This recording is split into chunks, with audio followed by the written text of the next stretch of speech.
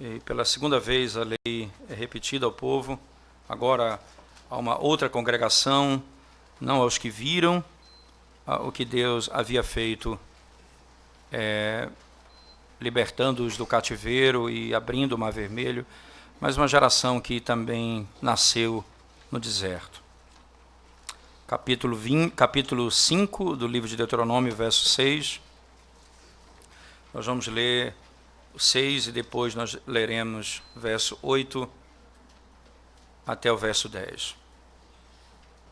O 6 diz assim: Eu sou o Senhor teu Deus, que te tirei do Egito, da casa da servidão. Verso 8: Não farás para ti imagem de escultura, nem semelhança alguma do que há em cima no céu, nem embaixo na terra, nem nas águas debaixo da terra. Não as adorarás, nem lhe darás culto, porque eu, o Senhor teu Deus, sou Deus zeloso, que visito a iniquidade dos pais nos filhos, até a terceira e quarta geração daqueles que me aborrecem, e faço misericórdia até 1000 gerações daqueles que me amam e guardam os meus mandamentos. Amém. Vamos à presença de Deus, irmãos, em oração, mais uma vez. Senhor, santo e poderoso Deus, quando abrimos a Tua santa palavra para ouvirmos a Tua voz, nós pedimos ao Senhor que tenha misericórdia do Teu povo e fale com o Teu povo e traga vida e restauração. E aqueles que estão em Cristo, entendendo a lei, compreendam, Senhor Deus, que eles não devem mais se relacionar com a lei como no pacto das obras, como quem, ó Deus, precisa ser justificado por sua obediência. Não, Senhor, nós somos justificados pela obra perfeita de Cristo. É nele que nós confiamos.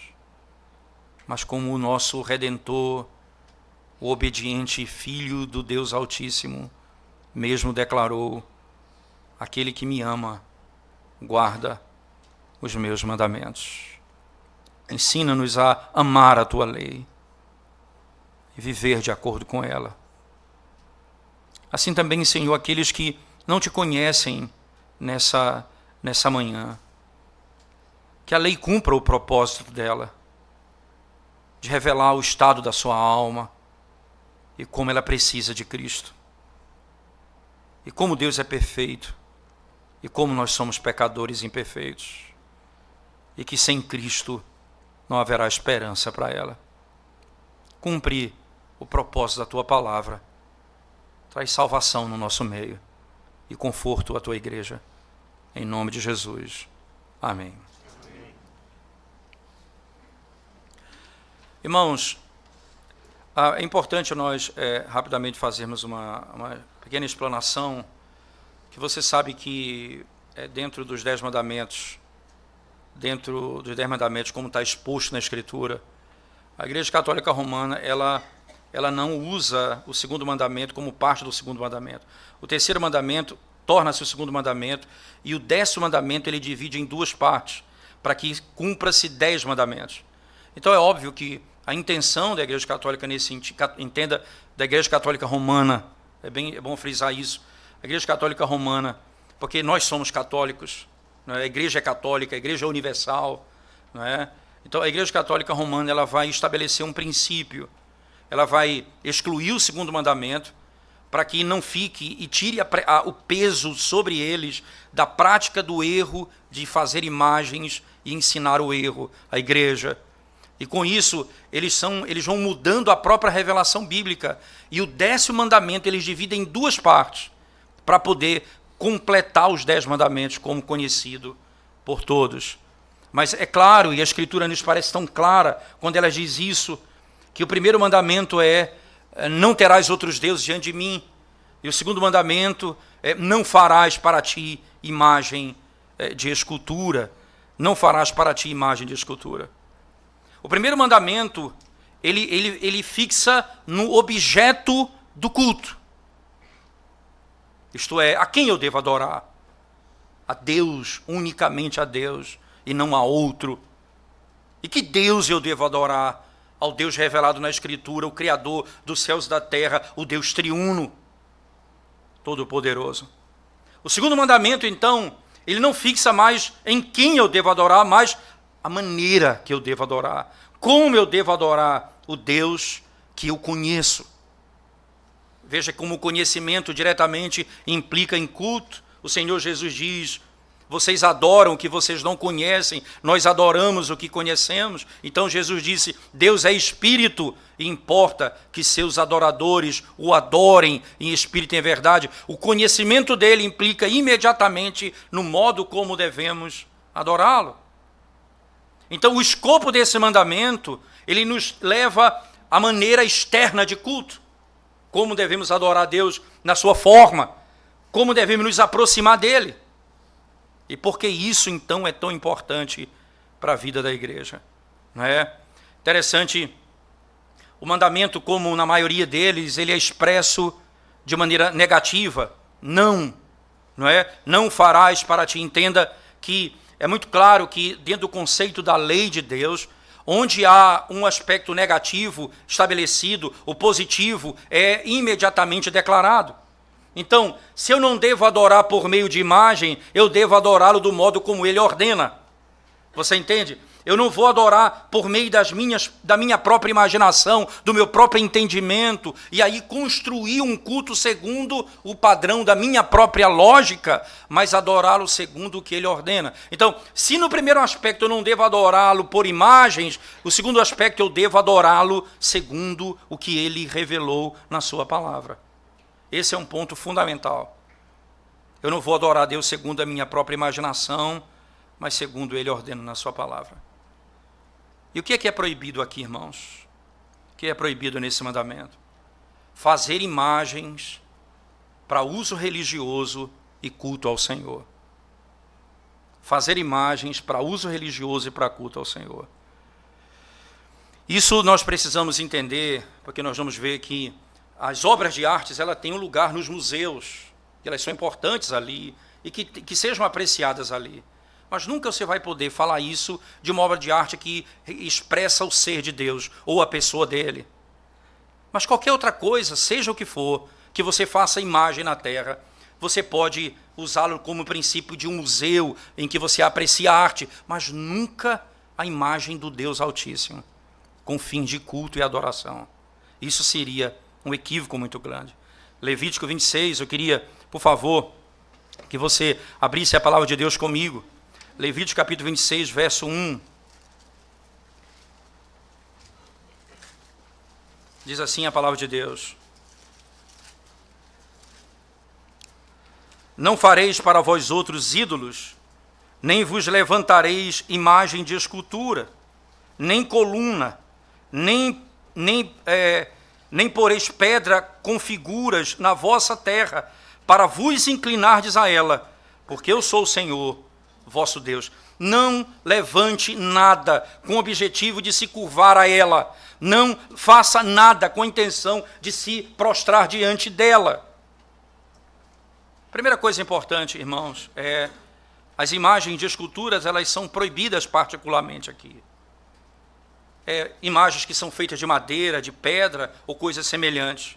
São chamadas estátuas, não é? Coisas que nós conhecemos hoje por estátuas. Isso é expressamente declarado na Escritura Sagrada.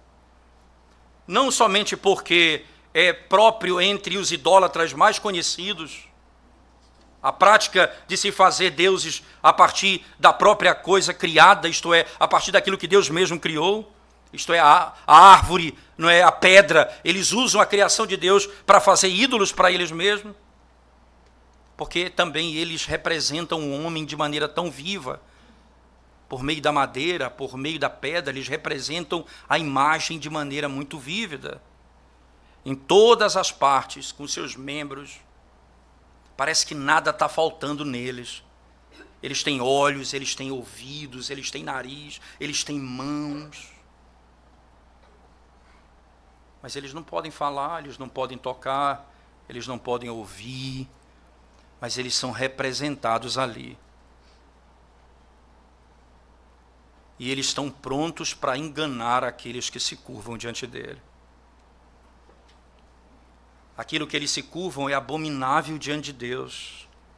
Deus proíbe o fazer imagem de escultura para se prostrar diante dela. Qualquer similitude, irmãos, feita para uso religioso, é proibido na igreja do Senhor. Qualquer coisa feita para uso religioso, para culto, que tome o lugar do Senhor, onde você se prostre diante dele, é proibido. Seja o que for, seja pintura, seja feita de qualquer coisa, de qualquer forma, se você usar para culto religioso, é proibido pelo Senhor. Embora seja apenas a imaginação, irmãos, do homem que esteja ali em jogo, embora seja apenas isso, a palavra ela é clara, é muito clara. Qualquer semelhança, não farás para ti imagem de escultura, nada semelhante. Esse é o ponto, e a expressão é tudo o que está próximo desse conceito. Quando você cria a imagem de alguém para usar como Deus ou adorar como Deus, você está quebrando esse mandamento de modo claríssimo. E como esse mandamento, então, irmãos, nos obriga a fazer isso? Como é que os idólatras eles devem ter cuidado diante desse mandamento? Quando o texto diz, nenhuma imagem de escultura ou semelhança daquilo que está acima dos céus. Veja, preste atenção, do que está acima dos céus, deve ser feito por culto e por religião. Porque os céus, irmãos, foi feito para o ar, para as estrelas, onde Deus abençoa o seu povo do alto. O céu invisível, não é? O céu invisível onde o Senhor habita. Mas o céu que nós podemos ver, os pássaros, a lua, o sol, as estrelas, estão postas pelo Senhor ali. Nada semelhante a isso deve ser feito com o objetivo de adoração e de culto. Então você imagina a gravidade disso quando você representa o Espírito do Deus Altíssimo que habita no céu, onde os pássaros não habitam, acima dele, e nós representamos o Espírito por meio de uma pomba. Graças a Deus que a nossa igreja, que por muito tempo praticou isso, tendo uma pomba como sinal. Na última reunião do Supremo, ela foi retirada do sinal da igreja, porque entendemos que houve a quebra da lei do Senhor. Fazer imagem do Deus Altíssimo. Nada disso pode ser feito. Interessante nós pensarmos ainda, lembre-se, os nossos pais, quando eles descreviam, por exemplo, a igreja presbiteriana por meio de uma sarça ardente, entende? Ali não é imagem de Deus, porque isso é preservado até hoje, não a pomba, porque ali é um conceito claro do Israel que estava no cativeiro há 400 anos, sendo consumido e não era destruído. Era a imagem do povo que Deus fazia suportar o sofrimento em meio à própria angústia e em meio ao sofrimento. O Deus que preserva o seu povo no meio da dor e da angústia. Não é a imagem de Deus que está posta ali. Nunca os nossos pais escoceses, quando estabeleceram essa imagem, pensaram em fazer a imagem de Deus. Nem hipótese alguma. Mas descrevendo isso como está posto na Escritura. Lá os céus, irmãos, é o lugar onde Deus está assentado, onde os anjos estão ao seu redor, onde os santos estão diante dele, adorando o seu nome. Os espíritos que foram feitos perfeitos, tudo invisível aos nossos olhos. Isso é impiedade, irmãos. É loucura fazer imagem dessas coisas para nos prostrarmos diante dela, para nos colocarmos diante delas em adoração. nenhuma imagem. O texto é claro. Números, voltemos lá, desculpa, para Deuteronômio, no mesmo texto que nós lemos, por favor, no capítulo 5, ele diz: não farás para ti imagem de escultura, nem semelhança alguma do que há em cima nos céus. Nada que está acima dos céus você pode fazer imagem com fim de adoração. Mas ainda, o texto continua, por favor, o texto diz: nem em cima dos céus, nem embaixo na terra. Que é isso, irmãos? Nada que está na terra ou abaixo dela pode ser usado para culto religioso ou serviço ao Senhor. Seja o que esteja diante da superfície, não é? Como até mesmo os limites da terra, alguns animais que andam sobre a terra. Na terra está o homem, na terra está a besta, as plantas, as árvores, as feras, os corpos dos homens que morreram sepultados nela. Nada disso foi feito para culto religioso.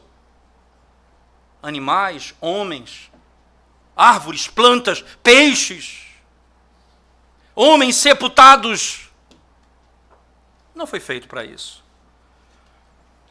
Deus não criou essas coisas para nós nos prostrarmos diante dela. Nada que está na terra ou abaixo dela pode ser usado para esse fim. Ainda no mesmo texto de Deuteronômio, veja comigo o texto, ele diz: nem semelhança alguma do que há em cima no céu, nem embaixo na terra, nem nas águas debaixo da terra. O que tem embaixo da terra? Peixes, rios, aquilo que é produzido pelo Senhor. Tudo isso foi feito, não para ser adorado. Mas por que, irmãos, tanto detalhe nesse mandamento? Por que tanto detalhe nesse mandamento? Porque os detalhes são postos aqui. Enquanto o primeiro mandamento, apesar da profundidade, ele ressoa em poucas palavras: não terás outros deuses diante de mim. Enquanto o segundo mandamento, ele gasta muitas palavras para descrevê-lo. Porque a própria criação declara que há um Deus. Os céus proclamam a glória de Deus. Os peixes, a terra, não foram feitos para ser adorados, mas para proclamarem a glória de Deus. A própria criação. Mas se você não entende isso, você se curva diante da própria criação. O segundo mandamento, ele é detalhado, porque não é natural para o homem saber como deve adorar ao Criador do universo. A terra diz: só há um Deus, o Criador dos céus e da terra. Mas o mundo não diz como eu devo adorá-lo e servi-lo. Eu preciso aprender isso. Eu preciso entender isso. Porque quando o pecado entra no mundo, os homens, por natureza, porque a religião, o interesse por Deus está colocado na alma do próprio homem, porque foi criado por ele, ele vai servir a Deus segundo a sua própria imaginação e a corrupção do seu próprio pensamento. Exatamente por isso o Senhor nos estabelece um princípio. É necessário que o coração do homem seja compreendido aqui. Se nós dissermos assim: adore apenas a Deus, o Pai do nosso Senhor Jesus Cristo, o Deus triuno, e nós fecharmos a Bíblia e o segundo mandamento não existir, como a Igreja Católica Romana faz, ela tira o segundo mandamento da ordem, apesar do conteúdo, parte dele concluído e introduzido no primeiro mandamento, ela é silenciada no primeiro mandamento. E aí então nós estamos aptos para adorar segundo a nossa própria imaginação.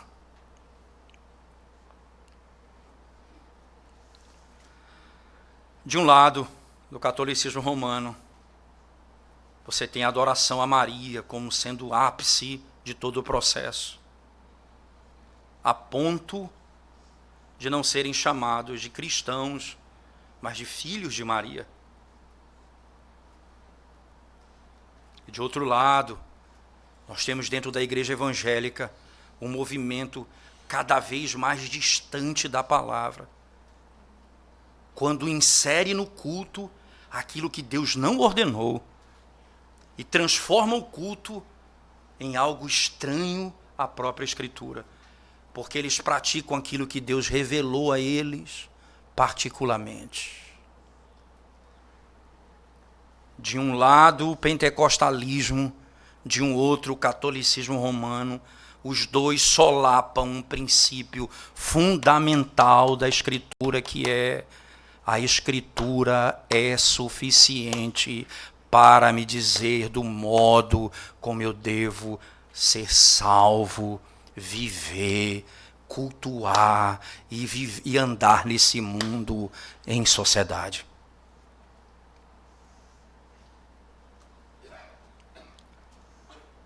Esse mandamento é detalhado não apenas por isso, mas também porque há no nosso coração natural, não é do católico romano ou do pentecostal, é no nosso coração, há no nosso coração uma prontidão especial, uma inclinação natural para corromper o culto e as ordenanças de Deus. Há no nosso coração, e sempre nós temos de voltar às Escrituras, porque há no nosso coração uma prontidão para poder corromper o culto a Deus, com idolatrias terríveis, com superstições. Quanto crente supersticioso no meio da igreja. Interessante, você pode ter certeza disso, irmãos. Não há prontidão no coração do homem natural para adorar a Deus segundo a sua palavra, mas há uma prontidão natural no homem para corromper o culto ao Senhor. Jeremias capítulo 2, verso 11, veja o que o profeta diz com todas as letras. Jeremias capítulo 2, e as palavras do profeta Jeremias são muito claras quanto a isso.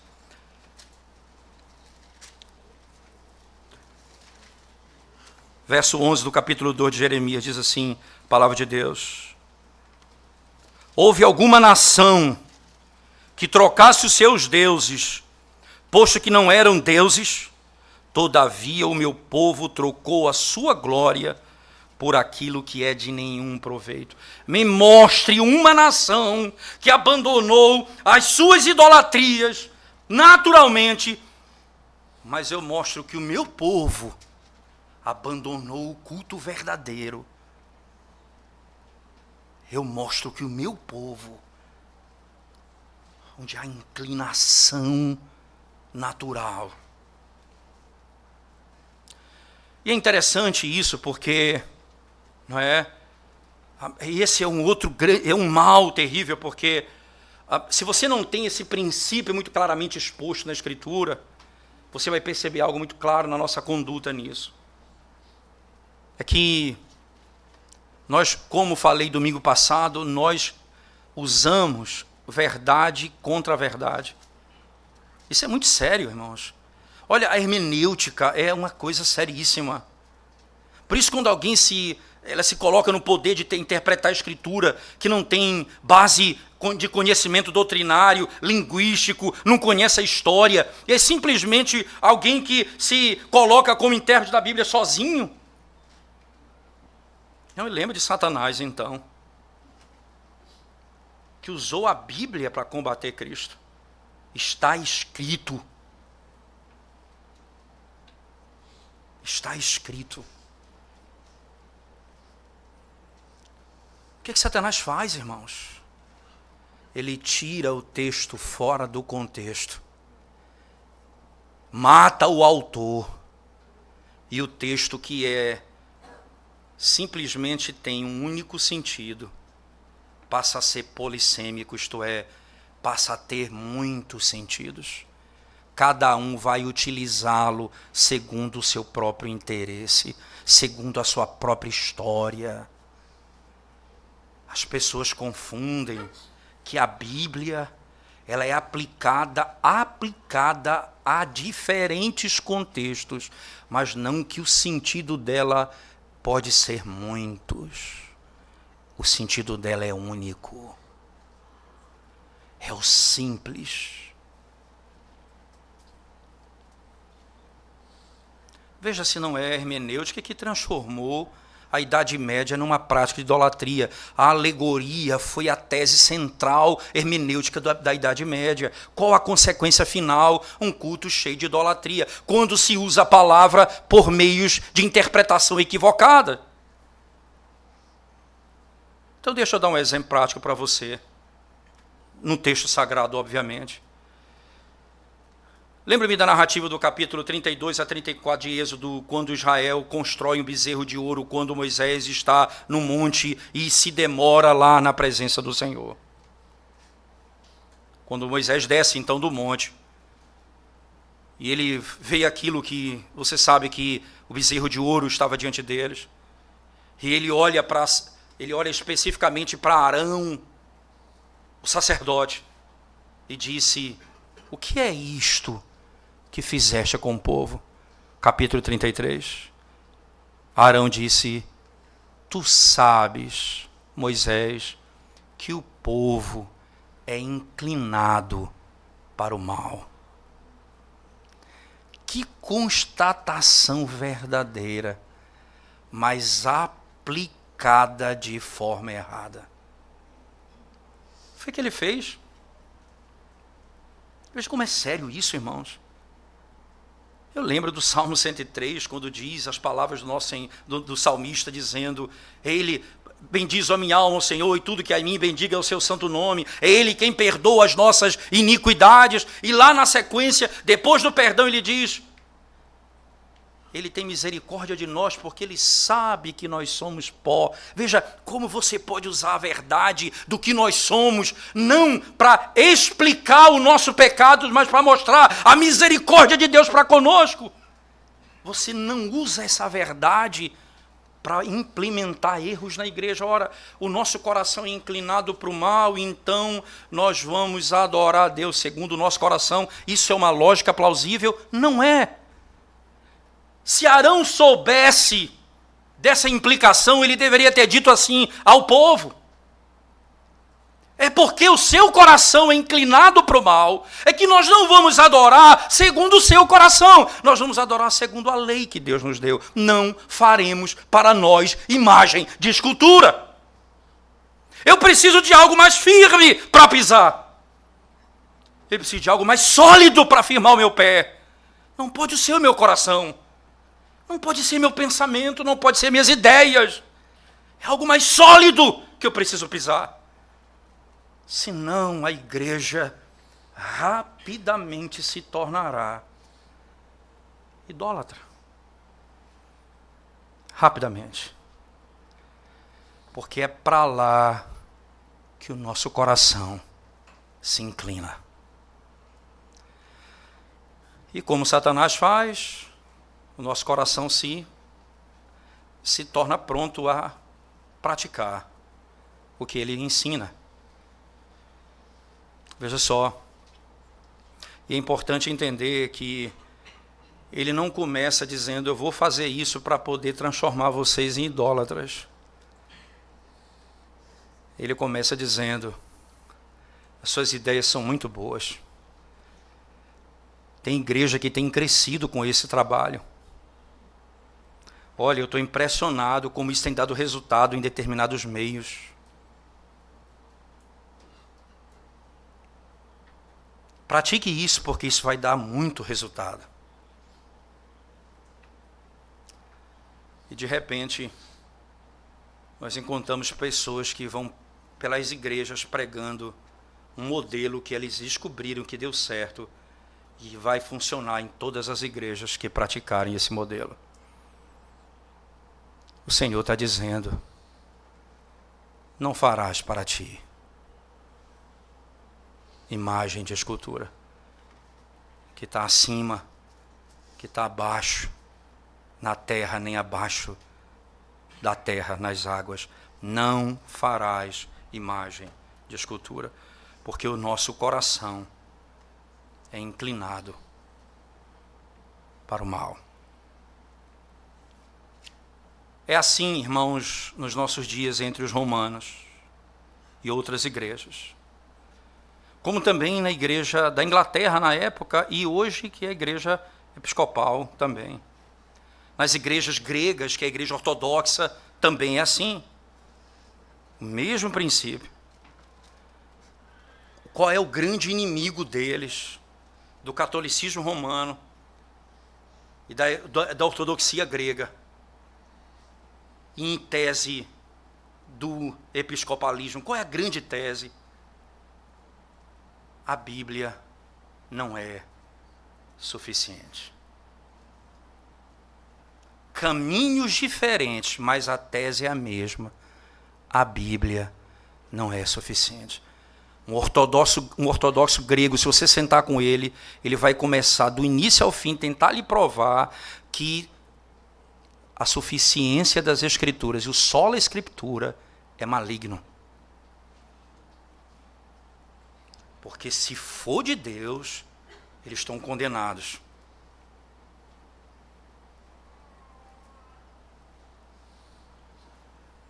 Mas, mais uma vez, o nosso coração é tão enganoso nessa área, irmãos, que às vezes nós não somos nem da igreja da Inglaterra, nós não somos nem da igreja ortodoxa grega, mas a inclinação do nosso coração é exatamente esse.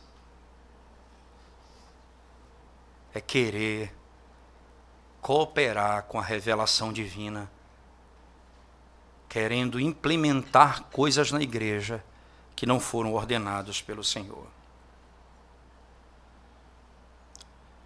A razão pelo qual esse mandamento ele é detalhado mais do que o primeiro, não é apenas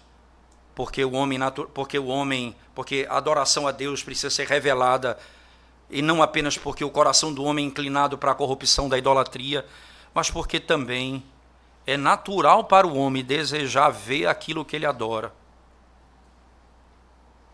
O homem deseja ver aquilo que ele cultua, ou mesmo ter um culto pomposo. Existe uma fraqueza natural nas mentes corruptas dos homens, irmãos.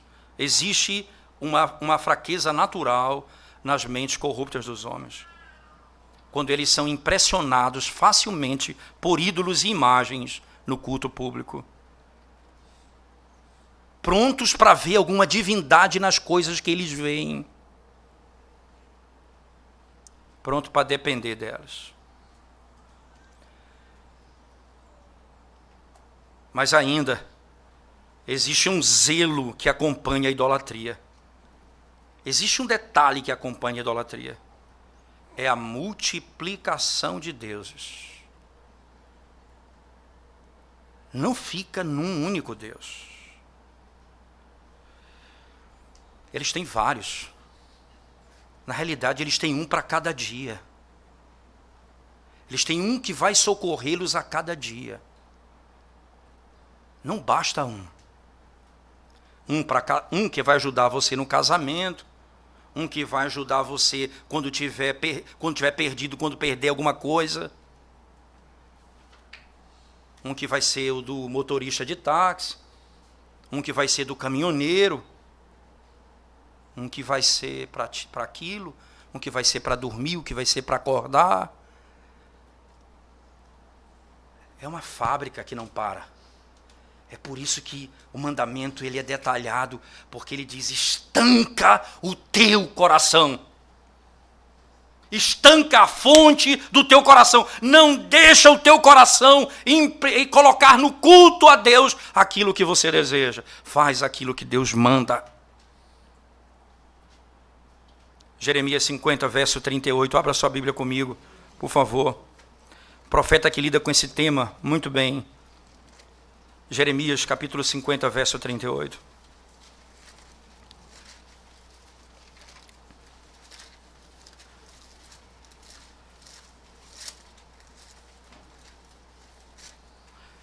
Capítulo 50, verso 38, diz assim a palavra de Deus. A espada virá sobre as suas águas, e estas secarão, porque a terra é de imagens de escultura. Preste atenção nessa imagem. A terra é de imagens de escultura, e os seus moradores enlouquecem por estas coisas horríveis. A terra é de imagens de escultura.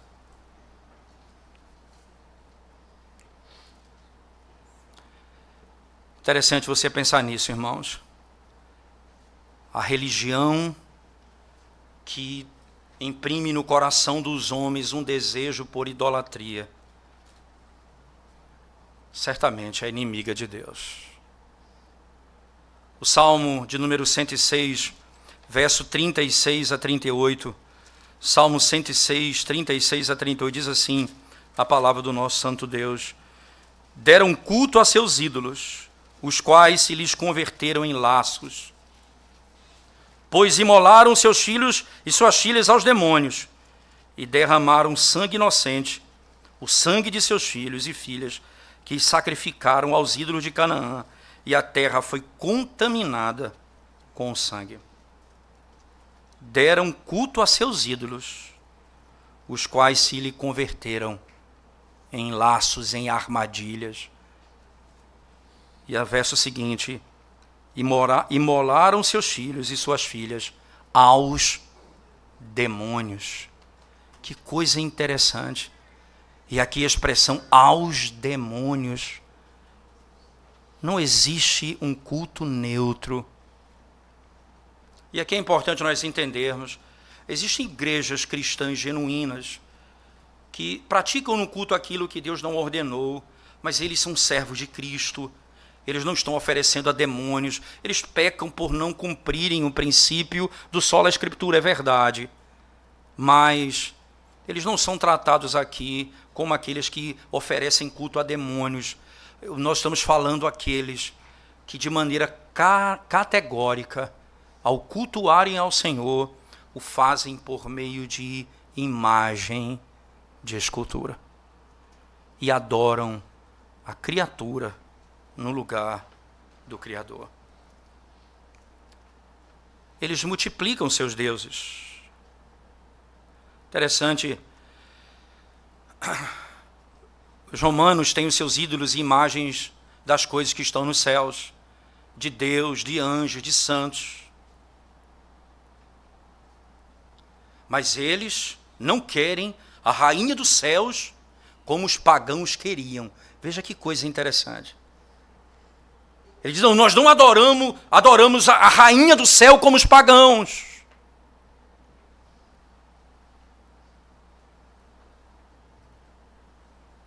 Mas na realidade, eles adoram as coisas que estão acima, curvando-se diante delas.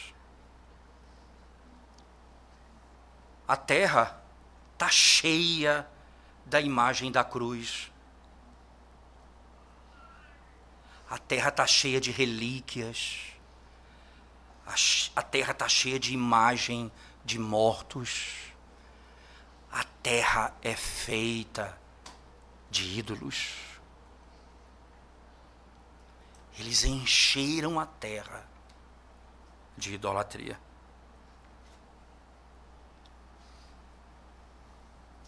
É por isso que eles vão buscar no livro apócrifo de sabedoria, capítulo 14, verso 15, a razão para a idolatria que eles praticam. Porque eles não podem buscar na palavra de Deus como revelada por Ele, porque não há fundamento para isso.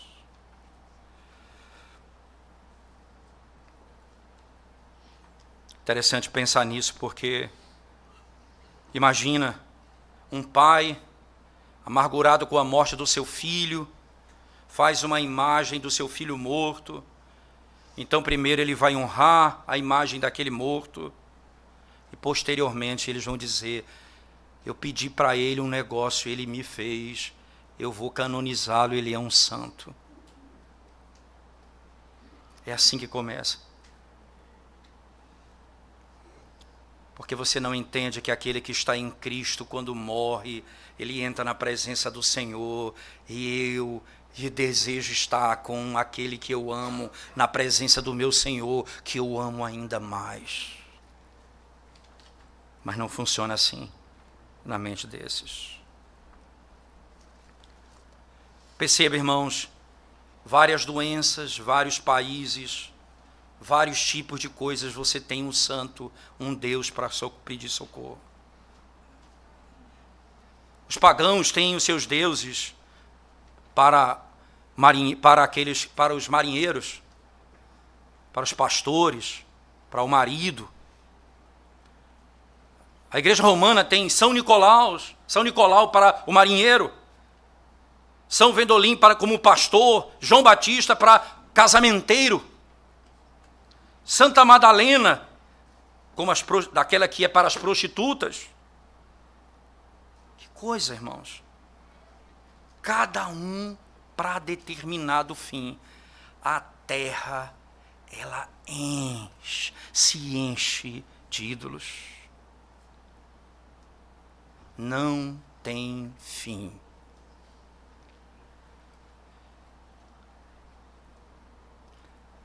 É por isso que você encontra no meio eclesiástico, no meio evangélico, esse caminho tão terrível diante dos seus olhos. Pessoas que são chamadas para passar em sal grosso para tirar o mal olhado. Recebem banho de água benta no culto. Não tem limite quando você diz: é o meu coração, é Deus que me revela o caminho que eu devo adorá-lo.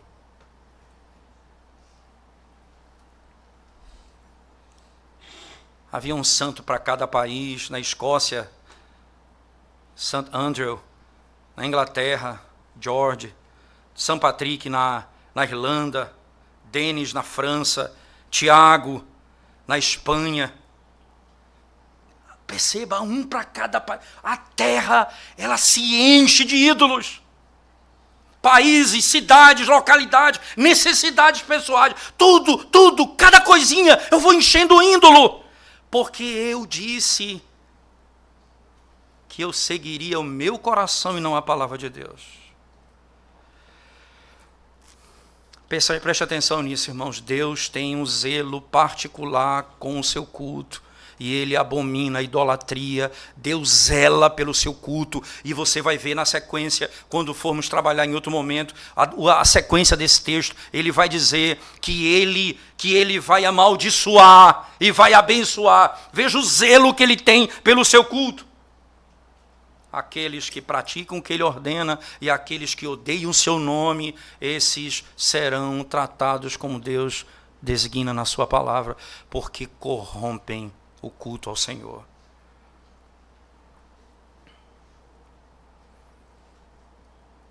Qual é o grande princípio desse mandamento nessa primeira oportunidade de tratarmos desse assunto? Qual o grande ponto desse mandamento? Eu não devo adorar a Deus segundo a imaginação do meu próprio coração, mas segundo a palavra dele. Porque o coração do homem é naturalmente inclinado para a idolatria. E se não houver limite para isso, a terra se encherá de ídolos. Se encherá de ídolos. E o que nós temos visto?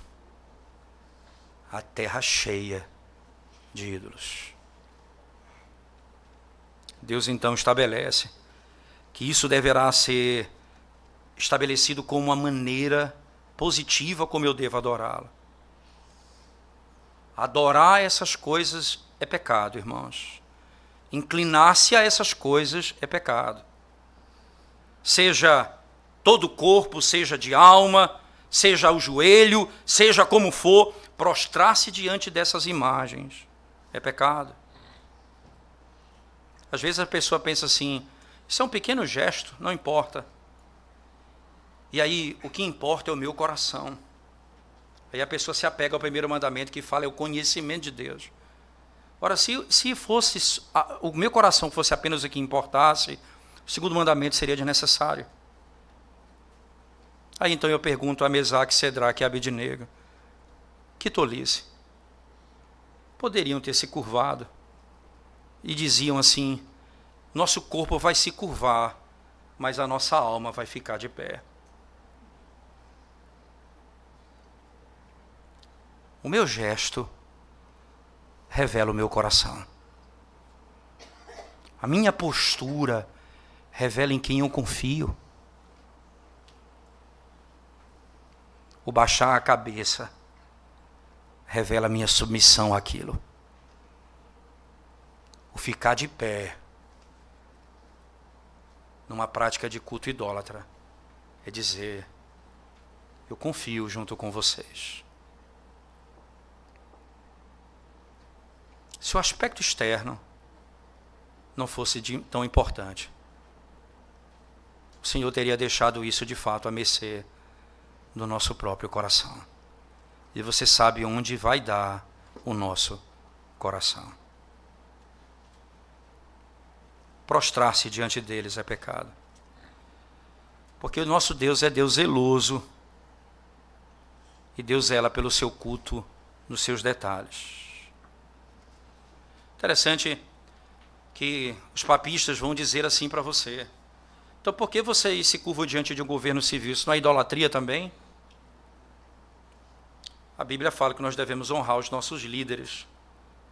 E você não se curva diante de um rei, como que dizendo, eu dependo dele, mas dizendo, eu respeito as autoridades que foram instituídas por Deus. Agora, quando eu digo, eu dependo do rei, quando eu digo, eu confio nele, quando eu digo, a minha esperança está nele, quando eu digo, se não for o governo, eu não vou viver,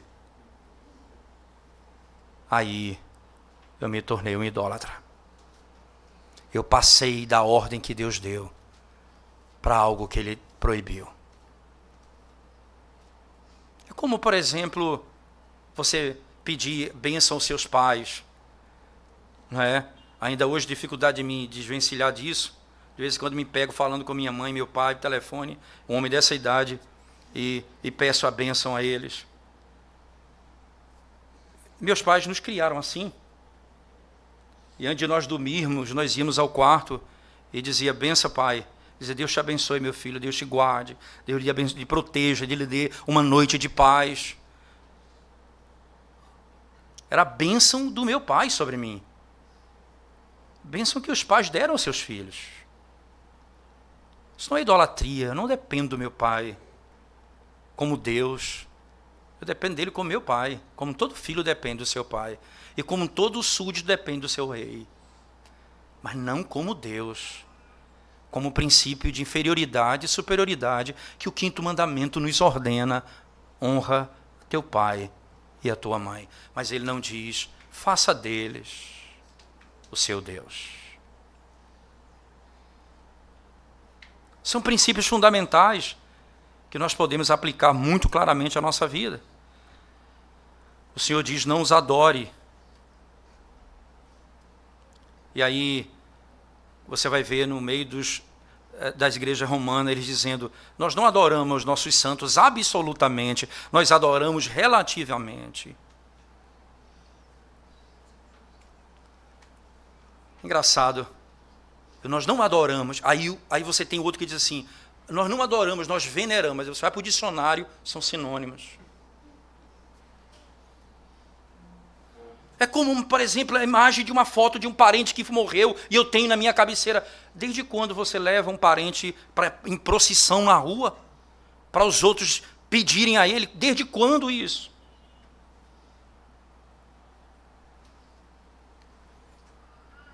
É por isso que pregar a lei é importante. Sabe por quê, irmãos? Porque nós temos a facilidade de cobrirmos a nossa vergonha com folhas de figueira. E a lei vem e bate, e bate, e bate, até que a folha de figueira seja arrancada e você se veja nu diante de Deus, dizendo: eu sou um idólatra.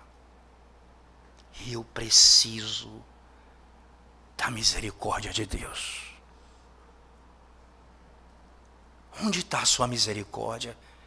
Então a lei diz: no Filho obediente dele, Jesus Cristo, confia nele.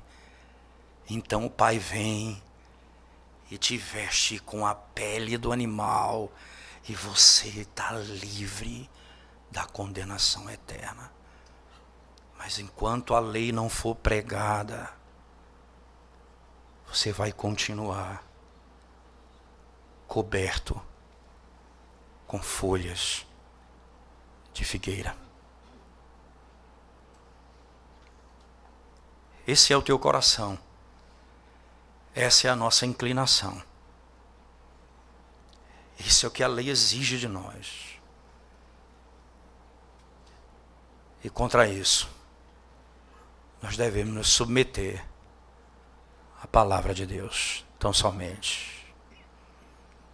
No próximo domingo, nós daremos continuidade e sequência à exposição desse texto, nos seus outros detalhes, tão importantes também. Vamos orar ao Senhor mais uma vez. Senhor amado, Pai do nosso Senhor Jesus Cristo,